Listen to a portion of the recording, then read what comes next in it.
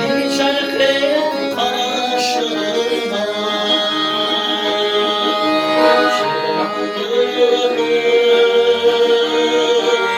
Sürünün susana sana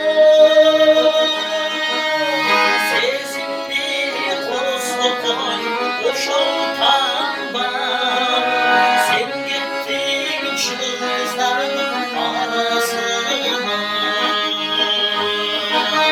Sezin bir koslu koy boşaltan var Sen gittin çığızların arasına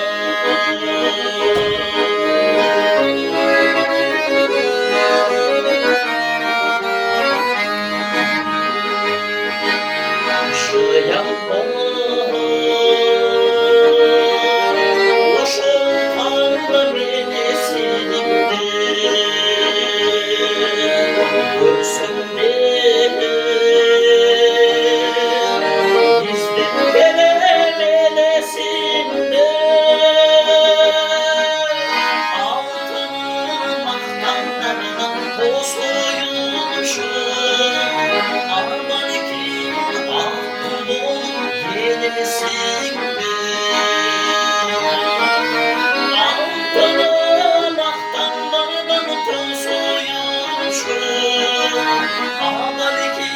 aklım yenisinde